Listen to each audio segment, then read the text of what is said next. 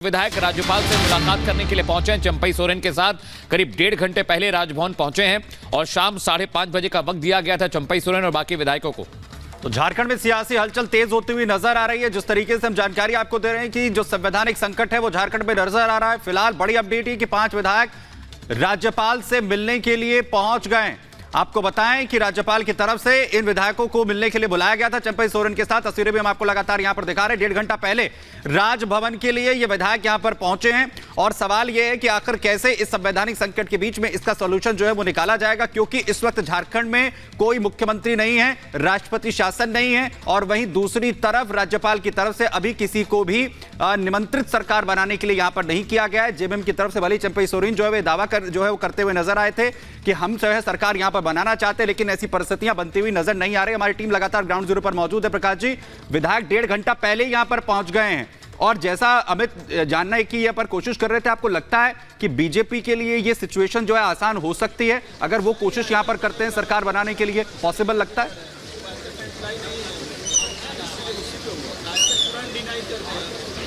देखिए, अगर बीजेपी के लिए चीजें आसान होती तो विधायक, ये छोटा राज्य है और विधायकों का परेड कराना होता है।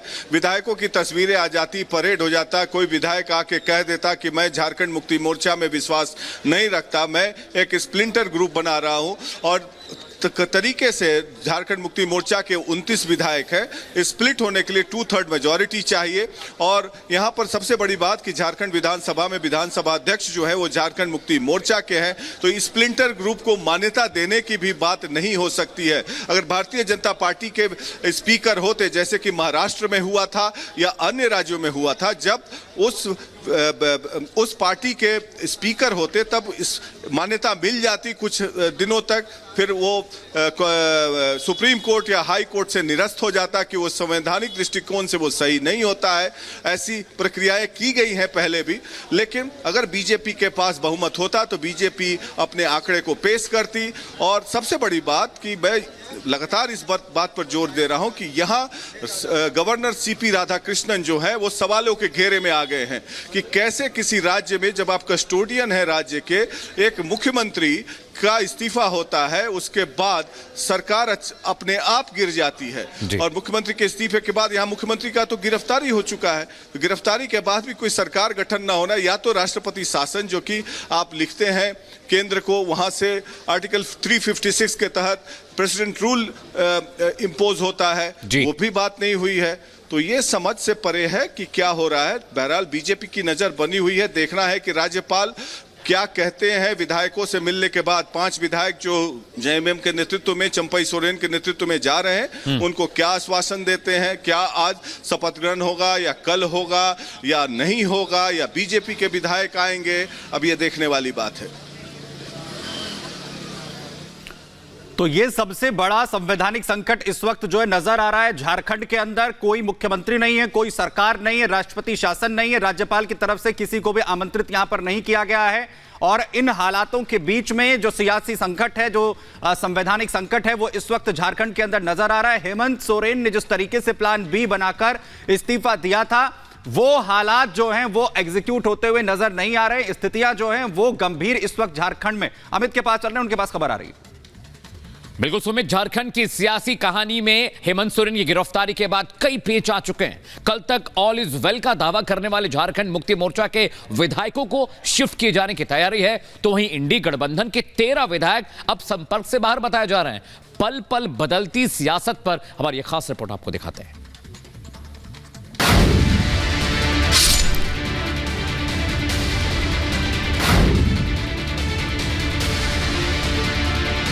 ईडी के हाथों सोरेन की गिरफ्तारी के बाद झारखंड की सियासत में जो कुछ हो रहा है, शायद हेमंत सोरेन ने उसकी कल्पना नहीं की होगी। सोरेन ने गिरफ्तारी से पहले कई बैठकें की, बैकअप प्लान बनाया और अपनी पत्नी कल्पना सोरेन को सीएम पद के लिए आगे करने की पूरी कोशिश की, लेकिन ये हो न सका। आखिरकार चंपई सोरेन को आगे कर विधायकों के समर्थन का दावा किया गया। कल शाम राजभवन में राज्यपाल से मुलाकात कर चंपई सोरेन ने सरकार बनाने का दावा भी पेश कर दिया, लेकिन राज्यपाल ने अब तक चंपई सोरेन को सरकार बनाने का निमंत्रण नहीं दिया है। ऊपर से तुर्रा ये है कि अब इंडी गठबंधन के 13 विधायक संपर्क से नदारद हैं। हेमंत सोरेन को लग रहा था कि झारखंड में वो सरकार बनाए रखने में कामयाब हो जाएंगे, लेकिन सोरेन ने पहले अपनी कुर्सी गंवाई और अब सरकार पर भी संकट के बादल मंडराने लगे हैं। एक तरफ हेमंत सोरेन की कोर्ट में पेशी हो रही थी, तो वहीं दूसरी तरफ झारखंड मुक्ति मोर्चा विधायकों को रांची से बाहर हैदराबाद ले जाने की तैयारी भी की जा रही थी। झारखंड मुक्ति मोर्चा के 29 विधायकों में से 7 विधायकों से संपर्क नहीं हो पा रहा है, तो वहीं कांग्रेस के 6 विधायक संपर्क से बाहर बताए जा रहे हैं।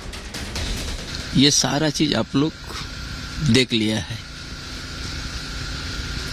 यहाँ का आदिवासी का आवाज को कैसे दबाया जाता है, जो आदिवासी का और यहाँ का आवाज को कैसे दबाया जाता है, ये बरसों से है, आज से नहीं है।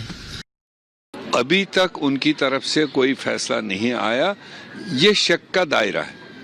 अदरवाइज एक व्यक्ति के साथ कानूनी कोई मामला है, उसने कानून के हवाले अपने आप को किया, ऑल्टरनेट जो कोलिशन का है वो उनको दिया गया, समर्थन उनको सपोर्ट दिया गया। फिजिकली भी 49 एमएलएज राजभवन में मौजूद थे। गवर्नर ने उस वक्त उनकी काउंटिंग नहीं ली, मगर कागज और डिमांड पत्र हमारा उनके पास में। वहीं झारखंड के ताजा घटनाक्रम पर बीजेपी की पैनी नजर है। आज बीजेपी विधायकों की बैठक हो रही है। बीजेपी नेता बीएल संतोष भी बैठक के लिए रांची पहुंच चुके हैं। ताजा घटनाक्रम पर बीजेपी की नजरें बनी हैं और इंडी गठबंधन के 13 विधायकों के संपर्क में न होने से कहानी में ट्विस्ट की आशंका बढ़ गई है। वो अपनी पत्नी को जो है बनाना चाहते हैं, कल्पना सोरेन जी को, लेकिन उनके घर में विद्रोह हो गया है। 29 में से 18 एमएलए जो है उनकी पत्नी के पक्ष में नहीं है।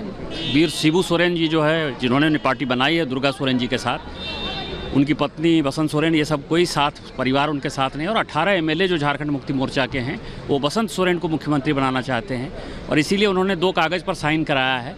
और मुझे लगता है कि झारखंड मुक्ति मोर्चा की जो टूट फूट है, ये टूट फूट उनको दिखाती है कि हम भ्रष्टाचारी के साथ नहीं रहना चाहते, हम संघर्ष से जो है इस पार्टी को बनाएं और मुझे लगता है कि झारखंड का भविष्य उज्जवल होने वाला है। नहीं, इतना करप्शन कभी नहीं सुने थे भाई। कोई एक भी क्षेत्र बचा हुआ नहीं था जहां करप्शन नहीं हो। लूट चारों तरफ मची हुई थी, बालू की हो, पत्थर की हो, कोयला की हो, जमीन की हो, यहाँ तक कि मिलिट्री तक की जमीन को भी नहीं छोड़ा गया। कई एक अफसरों के ऊपर ईडी वालों ने लीक करके दिया है सरकार को, इनके ऊपर एफआईआर करिए, लेकिन हेमंत सोरेन ने वो भी नहीं किया था। तो जहां इतनी गड़बड़ी, जहां इतना भ्रष्टाचार में जो लिप्त हो, फिर उनको तो जाना ही था। जाहिर है समझौते नहीं करने की बात करने वाले हेमंत सोरेन ईडी की गिरफ्त में हैं और उनकी पार्टी की सरकार की नैया मझधार में है। Bureau report, Republic Bharat.